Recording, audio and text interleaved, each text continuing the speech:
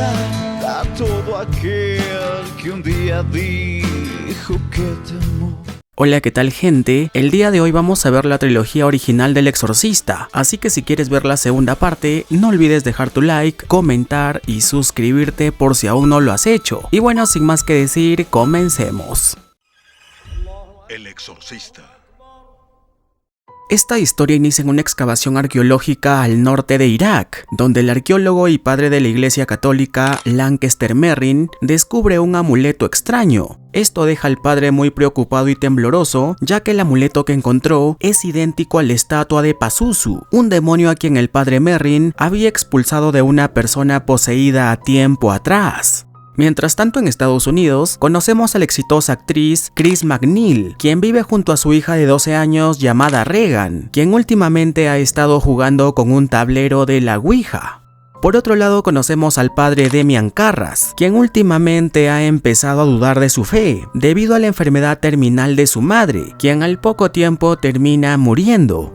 Con el pasar del tiempo inician las cosas satánicas, las cosas diabólicas, empezando porque Chris escucha ruidos extraños provenientes del ático. Además, su hija Regan tiene cambios dramáticos en su comportamiento, ya que tiene una visión con una entidad demoníaca, aunque por el momento su madre y los doctores creen que se trata solo de cambios relacionados con la pubertad, así que solo le recetan algunos medicamentos. Algunos días después, la señora Chris realiza una fiesta elegante en su casa, con mucha gente importante de la ciudad. Todo marchaba relativamente normal, hasta que de pronto Regan baja de su habitación. En el cielo se pudrirá. Pero cuando creía que las cosas se habían calmado, al bajar las escaleras, la señora Chris escucha los gritos de su hija, quien estaba sufriendo actividad paranormal. Ella lleva a su hija de emergencia al hospital, donde le realizan varias pruebas para identificar qué es lo que tiene, llegando a la conclusión de que tiene problemas en el lóbulo temporal, en la parte lateral del cerebro, lo cual estaría provocando extrañas alucinaciones. Y cuando Chris le pregunta sobre el movimiento de la cama, el doctor responde que se debe a espasmos musculares, aunque Chris está empezando a creer que algo raro está pasando. Por esta razón, es sometida a varios análisis y pruebas clínicas muy dolorosas, con el fin de identificar exactamente su problema, pero al revisar los resultados no encuentran nada extraño. Aún así, las cosas empeoran cada día más, ya que Regan ahora se muestra mucho más violenta y con una voz diabólica. ¡Vamos, házmelo! ¡Házmelo! ¡Házmelo! Luego de colocarle el sedante, el doctor continúa con la idea firme de que todo se debe a problemas con el lóbulo temporal, así que proceden a realizarle muchas más pruebas, en las cuales siguen sin encontrar nada. Más tarde, al regresar a casa, las cosas satánicas, las cosas diabólicas siguen sucediendo, ya que nos enteramos de que la persona que se quedó cuidando a Regan murió cayendo por la ventana, aunque eso no es todo, ya que a los pocos minutos...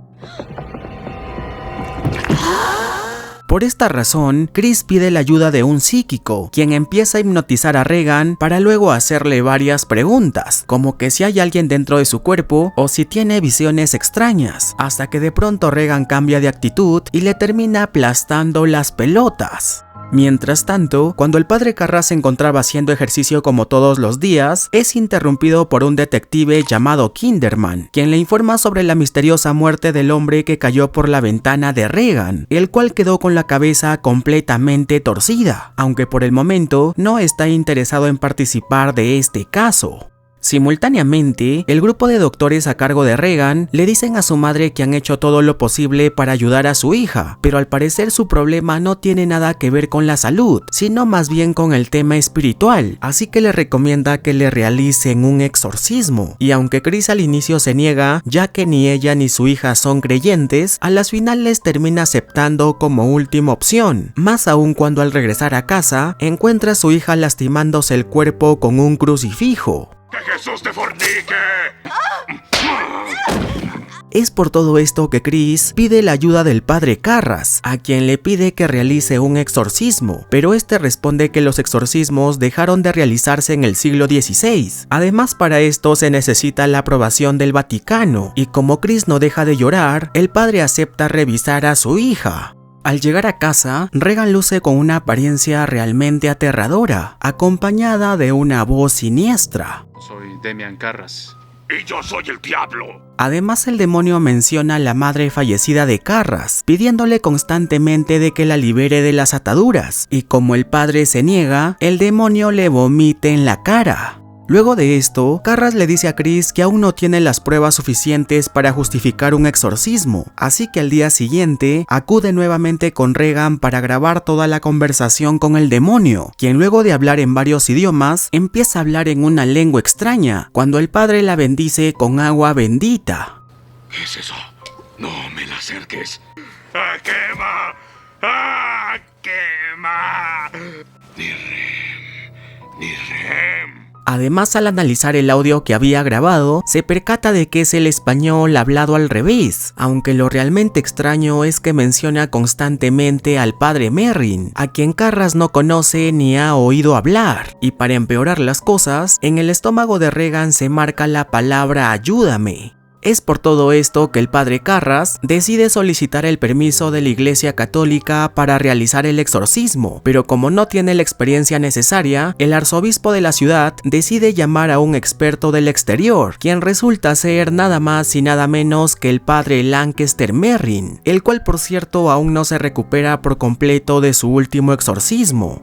Algunos días después, durante una noche fría, el padre Merrin llega a la casa de Chris para iniciar rápidamente con el proceso de exorcismo, escuchándose de fondo cómo el demonio menciona su nombre varias veces, como si ya se conocieran de antes. Luego de todos los preparativos, el exorcismo da inicio, pero mientras los dos padres tratan de expulsar al demonio del cuerpo de Regan, este se burla de los sacerdotes y los agrede tanto física como psicológicamente. Pero a pesar de todo esto, el padre Merrin resiste a los insultos y agresiones, sin detener el ritual, pese a que el demonio intenta asustarlo moviendo la cama y levitando. Y bueno, luego de varios minutos, ambos padres consiguen poner al demonio bajo control momentáneamente, permitiendo que puedan salir para recuperar fuerzas. Más tarde, el padre Carras escucha nuevamente la voz de su madre, lo cual provoca que pierda la cordura. Por favor, Dimi, tengo miedo. ¡No eres mi madre!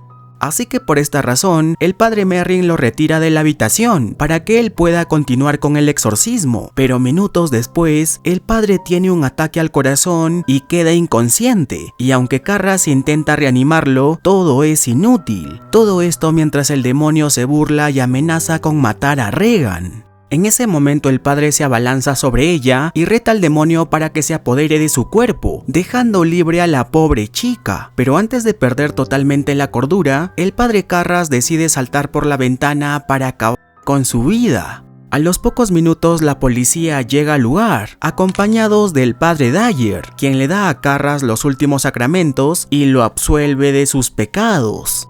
Tiempo después, Regan ahora se encuentra bien de salud, aunque no puede recordar nada de su terrible experiencia, y la película termina con madre e hija abandonando la ciudad.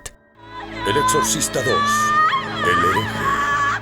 La historia continúa 4 años después de lo sucedido anteriormente. Aquí conocemos al padre Philip Lamont, quien ahora trata de exorcizar a una mujer poseída en Perú, pero antes de poder hacerlo, la mujer se rocía combustible por todo el cuerpo y se suicida. Por otro lado, en Nueva York, Regan ahora luce aparentemente normal, aunque sigue siendo vigilada en un hospital psiquiátrico, a cargo de la doctora Tuskin, quien cree que los recuerdos de Regan solo se encuentran encerrados o reprimidos, y hará lo posible para recuperarlos. Mientras tanto, el cardenal le informa al padre Lamont que la iglesia había acusado al padre Merrin por cargos de herejía en el exorcismo de Regan, ya que al parecer las autoridades eclesiásticas modernas no quieren reconocer que Satanás existe, así que por esta razón, el cardenal le da la misión de investigar la muerte del padre Merrin. Luego de esto, Lamont visita el instituto de la doctora Tuskin con el fin de tener una entrevista con la joven Regan, pero como es de esperar, la doctora no está de acuerdo, ya que pondría en peligro la salud mental y física de su paciente. Más tarde, en un intento por hacer recordar a Regan todo lo que había pasado, la doctora la hipnotiza a través de un dispositivo conocido como el sincronizador, el cual ocasiona que Regan responda a todas sus preguntas y describa lo que vivió el día del exorcismo. En ese momento, el padre le pregunta cómo murió el padre Merrin, pero Regan no dice una sola palabra, y para empeorar las cosas, de pronto la doctora entra en una especie de trance, así que el padre se ve obligada a traerla de regreso, ocasión donde observa el exorcismo de Regan y cómo el demonio detuvo el corazón del padre Merrin. Luego de esto, el padre visita la antigua casa de Regan, donde su actual tutora Sharon le dice que el demonio decía conocer al padre Merrin de mucho antes. Es por esta razón que Lamont vuelve a tener otra conexión con Regan, donde observa que hace muchos años atrás, el padre Merrin conoció a un niño con poderes especiales llamado Kokumo, el cual podía sanar a las personas. Esto ocasionó que el mal se sienta atraído por él y llegar al pueblo en forma de una plaga de langostas, logrando apoderarse de su cuerpo. Este era Pazuzu, el rey de los espíritus perversos del aire, a quien el padre Merrin logró exorcizar. Luego de esto, Regan guía al padre a través del tiempo, donde se percata de que Kokumo, el hombre leopardo, aún seguía con vida. Aunque lo raro aquí es que nos damos cuenta de que Regan también tiene un don especial, ya que ayuda a hablar a una niña con autismo. Más tarde, el padre está decidido en buscar a Kokumo para que éste le enseñe cómo derrotar al demonio Pazuzu, y aunque sus superiores se niegan en brindarle su ayuda, el padre Lamont se dirige a África por su propia cuenta, pero aunque busca por todas partes, no encuentra ningún rastro que lo lleva hacia el hombre leopardo. Es por esta razón que el padre recurre a la ayuda del mismísimo demonio Pazuzu, quien se ofrece en guiarlo si es que el padre se lo pide y lo invoca, y es así como Lamont consigue llegar hasta Kokumo, quien al darse cuenta de lo que había hecho, muy furioso expulsa a Pazuzu y recrimina al sacerdote por haber pedido la ayuda del demonio, así que por esta razón tendrá que caminar descalzo por un pasillo lleno de clavos, sin demostrar dolor y detenerse, y aunque el padre lo intenta, sus inseguridades lo dominan y tras dar un solo paso se desploma del dolor.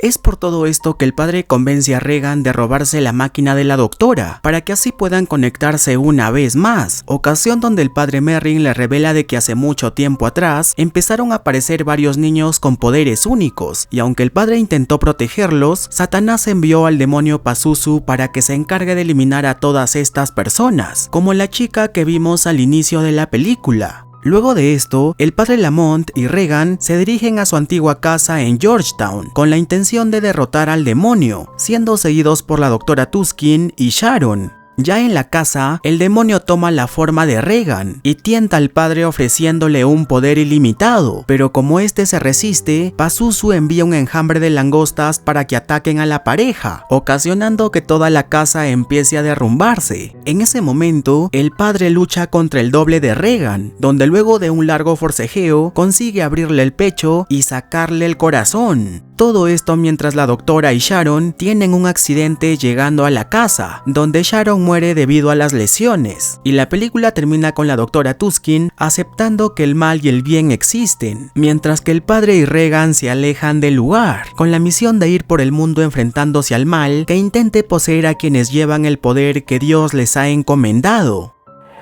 El Exorcista 3.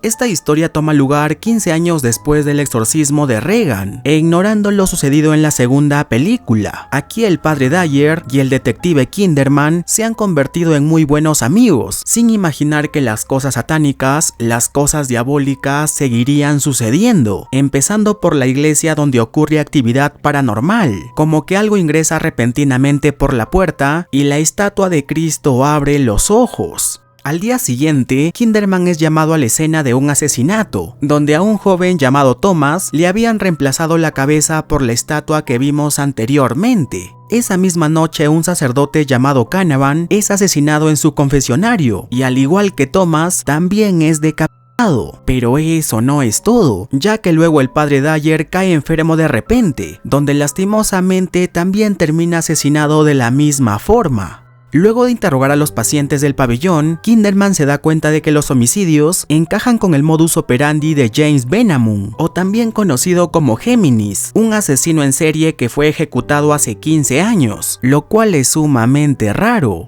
Más tarde, Kinderman es llamado por el Dr. Temple, quien le informa que hace 15 años encontraron a un vagabundo con amnesia caminando por las calles, así que lo internaron desde ese entonces en el hospital psiquiátrico. Aunque lo raro en esa historia es que hace 6 meses, el paciente se volvió lúcido y violento, afirmando ser el asesino Géminis, y cuando Kinderman acude a ver de quién se trata, se da cuenta de que es nada más y nada menos que el padre Carras, quien efectivamente estaba poseído por el espíritu maligno del asesino en serie Géminis. Este asesino explica de que está siendo poseído por el demonio Pazuzu, a quien ahora llama el maestro. Este demonio se vengó del padre Carras luego de que lo expulsara del cuerpo de Regan. Es decir, Pazuzu tomó el espíritu de Géminis, quien por cierto fue ejecutado en la misma noche del exorcismo, para luego colocarlo dentro del cuerpo del padre Carras, con el fin de castigarlo viendo los crímenes horribles que este asesino realiza, quien además dice haber asesinado a las 3 víctimas que vimos anteriormente, a través de la posesión de otras personas.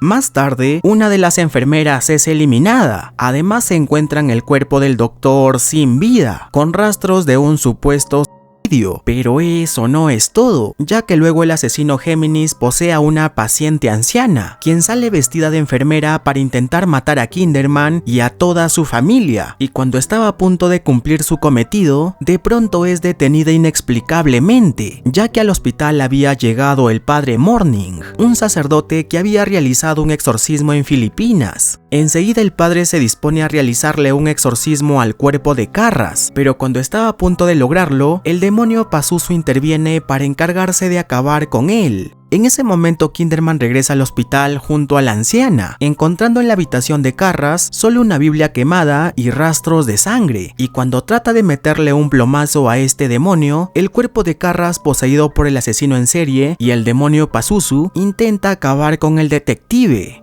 De pronto el padre Morning recupera la conciencia, logrando continuar con el exorcismo por algunos segundos, tiempo suficiente para que Carras recupere su libre albedrío y le grite a Kinderman que le dispare y acabe con su vida. ¡Ahora dispara! ¡Mátame!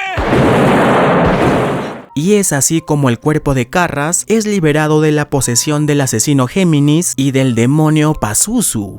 Tiempo después, Kinderman observa el funeral de Carras, en cuya lápida se indica que murió a la edad de los 40 años, el 9 de octubre de 1975, terminando así con esta historia.